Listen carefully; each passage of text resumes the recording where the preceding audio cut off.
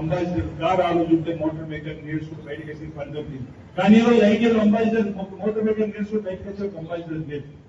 అంటే కాలం మారుతున్న కొద్దీ, ఆలోచన మారుతున్న కొద్దీ మనం కూడా మారాలని చెప్పని పాత ఐటీఎల్ స్థానంలో అడ్వాన్స్ టెక్నాలజీ సెంటర్ తీసుకొచ్చి మంగళపల్లి మన తంగలపల్లి దగ్గర ఆల్రెడీ మనం ప్రారంభం చేసుకున్నాం. అడ్వాన్స్ టెక్నికల్ సెంటర్ లో ఈరోజు చదువుకున్న ప్రతి ఒక్కరికి ఉద్యోగం కల్పించే విధంగా రాష్ట్ర వ్యాప్తంగా ప్రతి నియోజకవర్గం ఒకటి ఇవ్వాలని చెప్పి 4,000 కోట్ల రతన్ టాటా ఈరోజు ఖాయమైనటువంటి సందర్భంలో advance technology sector, skill university తీసుకువచ్చినాం, స్పోర్ట్స్ యూనివర్సిటీ తీసుకువచ్చినాం. ఈ విధంగా అనేకమైనటువంటి మార్పులను ఈరోజు మహాత్మా జ్యోతిరావు బాపులే ఆలోచన విధానానికి ఈరోజు అనుగుణంగా ఈ ప్రభుత్వం పనిచేస్తుంది.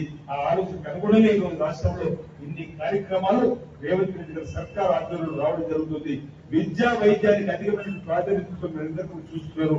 రాబోయే రోజుల్లో మరో సంవత్సరం లోపల ఈరోజు నిమ్స్ గాని, టిమ్స్ గాని, నయా ఉస్మానియా గాని, సిరిసిల్ల ఉన్నటువంటి ఆసుపత్రి, వివరణ ఆసుపత్రిని కలుపుకొని, ఎంజిఎం హైదరాబాద్, వరంగల్ ఉన్నటువంటి అన్ని జిల్లాల కేంద్రాల్లో ఉన్న హాస్పిటల్ కలుపుకొని కొత్తగా 36,000 నూతన బెడ్లు పేదవారికి వైద్యపరమైన సేవలు అందించడానికి అవకాశం కల్పించడం కోసం రూపకల్పన చేసి ప్రణాళికబద్ధంగా ఈ ప్రభుత్వం ముందుకు పోతుంది. విద్యా వైద్యానికి ఇచ్చేటువంటి ఇంపార్టెన్స్ గత ప్రభుత్వాలు పేదలకు పక్షాన ఇంతకుముందు చెప్పినట్టుగా ఎస్సీ, ఎస్టీ, బీసీ, మైనార్టీ వర్గాలకు సంబంధించిన వారి కోసం ఈరోజు వారి మేలుకొల్పేటువంటి కార్యక్రమాలు, సమాజ పోకడలను ముందుకు తీసుకుపోయేటువంటి కార్యక్రమం ఈరోజు చేస్తూనే ఈరోజు ఇవన్నీ కూడా ఇప్పుడు చేస్తుంది.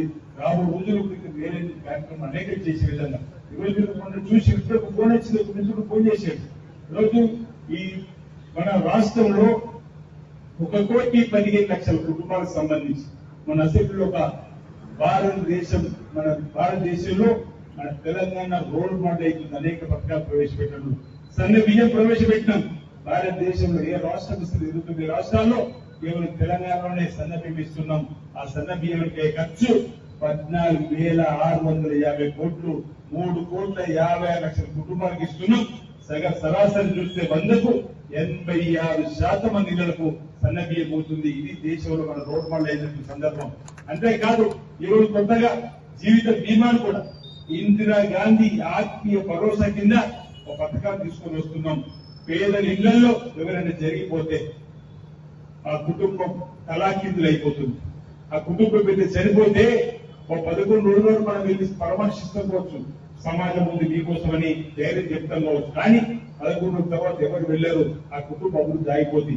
అలా ఉండకూడదని ఈ మధ్యలో రైతు బంధువులు మీకు తెలుసు, ఒక 10 గుంటలు ఉంటే అతని ఇంట్లో ఎవరైనా జరిగిపోతే 5 లక్షలు ఇస్తున్నాం. అదే పేదవాడు చనిపోతే వీళ్ళకు 10 గుంటలు ఉంటే 5 లక్షలు దొరికిందని చెప్పి చర్చించుకొని వస్తుంటాం. అంత్యక్రియలకు వేయించి ఆ అంశాన్ని ఆలోచన చేసి రేవంత్ రెడ్డి గారు ఈరోజు కూలీ కానీ, భూమి లేని వాళ్ళు కానీ, ఎవరైతే రేషన్ కార్డు ఉండి కుటుంబం పెద్దగా ఉండి ఏదైనా జరిగితే వారికి కూడా 5 లక్షల రూపాయలు ఇవ్వాలని చెప్పండి.